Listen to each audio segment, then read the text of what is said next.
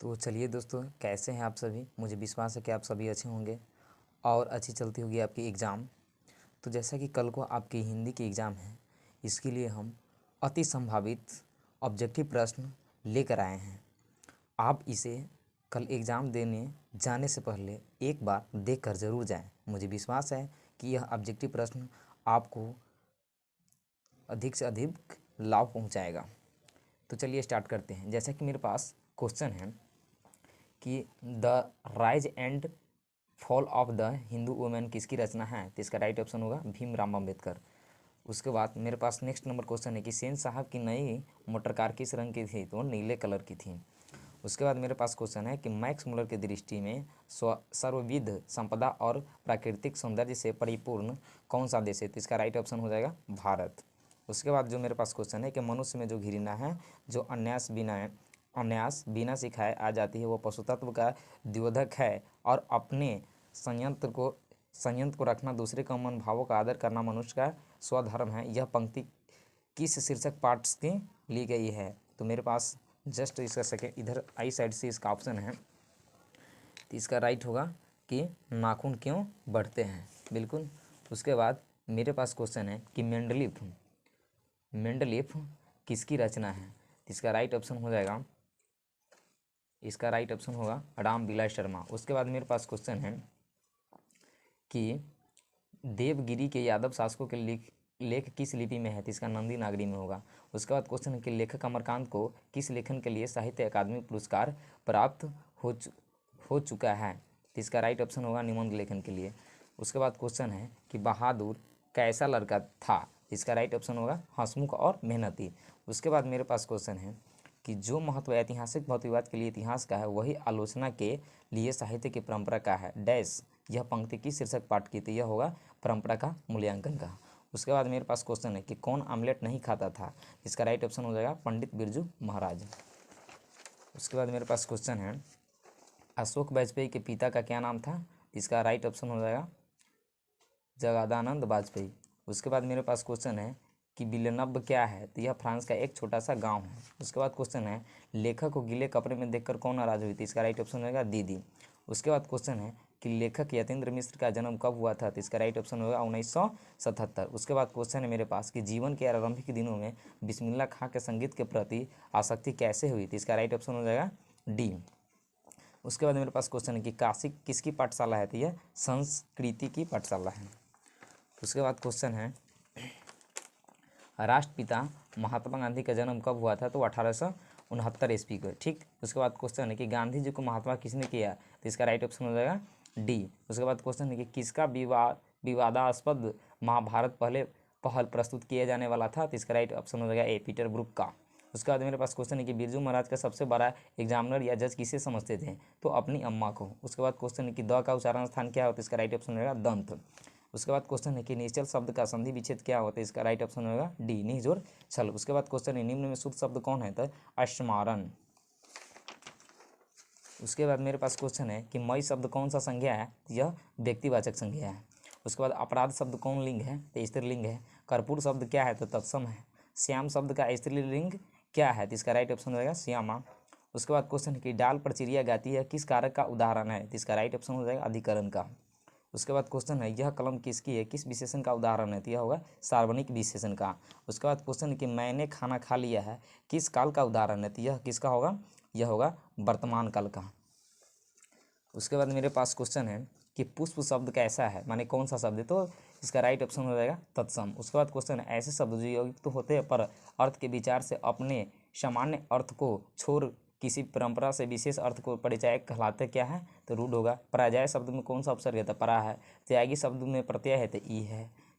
उसके बाद क्वेश्चन है कि चाचा शब्द का विशेषण क्या है, तो चचेरा होगा। सुल्पानी शब्द में कौन सा समास है, तो इसका बहुब्रीहि होगा। उसके बाद क्वेश्चन है कि निम्न में शुद्ध वाक्य कौन है, तो इसका राइट ऑप्शन होगा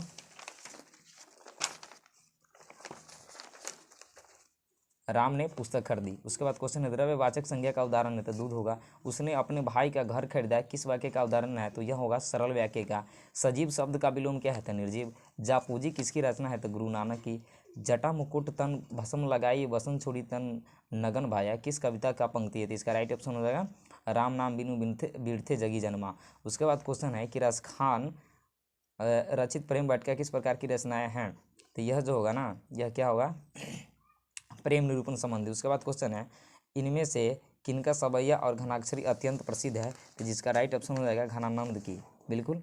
उसके बाद क्वेश्चन है कि रसिक समाज की स्थापना किसने की? तो इसका राइट ऑप्शन हो जाएगा बी। उसके बाद क्वेश्चन है बीना किनकी रचना थी? सुमित्रा नंदन पंत की है। उसके बाद क्वेश्चन है रामधारी सिंह दिनकर का जन्म कब हुआ था? इसका राइट ऑप्शन हो जाएगा 23 सितंबर 1908। उसके बाद क्वेश्चन है अपने सामने शीर्षक काव्य संग्रह किनकी रचना था? कुंवर नारायण की। उसके बाद क्वेश्चन है कि बूढ़ा चौकीदार वृक्ष कहाँ मिलता था? तो घर के दरवाजे पर। उसके बाद क्वेश्चन है कि तुर्की के महाकवि नाजिम हिकमत की कविताओं का अनुवाद बीरेन डंगवाल ने किस रूप में किया? तो इसका राइट ऑप्शन हो जाएगा पहल पुस्तक के रूप में। उसके बाद मेरे पास क्वेश्चन है रेनर मारिया रिल्के की माता का क्या नाम था? तो उसका नाम है सोफिया। उसके बाद क्वेश्चन कि किनकी आरंभिक काव्य प्रकृति और सौंदर्य के संवेदनशील अभिव्यक्तियों से परिपूर्ण है? तो इसका राइट ऑप्शन हो जाएगा सुमित्रा नंदन पंत। उसके बाद क्वेश्चन है कि कवि प्रेम घन के अनुसार भारत में आज कौन सी वस्तु दिखाई नहीं देती? इसका राइट ऑप्शन हो जाएगा भारतीयता। उसके बाद क्वेश्चन है कि कवि गुरु नानक के अनुसार इस दुनिया में राम नाम के कीर्तन बिना क्या व्यर्थ थे? इसका राइट ऑप्शन हो जाएगा सी।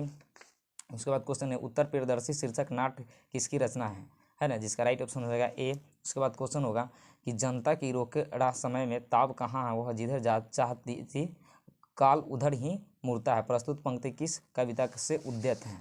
इसका राइट ऑप्शन हो जाएगा जनतंत्र का जन्म से। उसके बाद क्वेश्चन है कि कुंवर नारायण का जन्म कब हुआ था? तो 1927 में। उसके बाद क्वेश्चन है हमारी नींद कविता में किसका जीवन क्रम पूरा था? मक्खी का। नेक्स्ट क्वेश्चन है कि 59 सुमित्रा नंदन पंत का अंतिम काव्य क्या है? तो पल्लव है। उसके बाद क्वेश्चन है कि मानव का रचा हुआ सूरज मानव को बाप बनाकर सुख लिया, यह किस कविता से उद्भव है? तो हिरोशिमा से। उसके बाद क्वेश्चन है कि जो पुरुष कविता रचता है के लिए शब्द है क्या है? तो उसके लिए कवि होगा। नेक्स्ट क्वेश्चन है कि एक आंख से देखना मुहावरे का अर्थ क्या है? तो बराबर मानना। उसके बाद क्वेश्चन मेरे पास है यर अलावा क्या है? यह है अंतस्थ व्यंजन। उसके बाद क्वेश्चन है कि यशोधरा का संधि विच्छेद क्या हुआ था? राइट ऑप्शन ए होगा। नेक्स्ट क्वेश्चन है हरि शब्द कौन सा संज्ञा है? तो व्यक्तिवाचक संज्ञा। उसके बाद है कि रात को पहरा देने वाला घर चला गया किस पदबंध का उदाहरण? तो इसका राइट ऑप्शन हो जाएगा संज्ञा। उसके बाद क्वेश्चन है कि निम्न में शुद्ध वाक्य कौन है? तो इसका राइट ऑप्शन होगा ए। उसके बाद क्वेश्चन है कि शब्दधन किस विशेषण का उदाहरण है?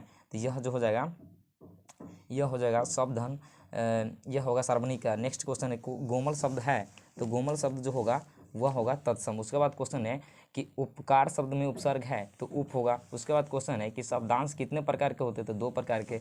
नेक्स्ट क्वेश्चन है कि सर्प शब्द में प्रत्यय क्या है? तो अ है। उसके बाद क्वेश्चन है अपमान शब्द का विशेषण क्या है? तो अपमानित। उसके बाद क्वेश्चन है कि सभापति शब्द में कौन सा समास है? तो इसका राइट ऑप्शन हो जाएगा तत्पुरुष। उसके बाद मेरे पास क्वेश्चन है कि नाली में बहता हुआ पानी किस पदबंध का उदाहरण है? तो संज्ञा पदबंध का।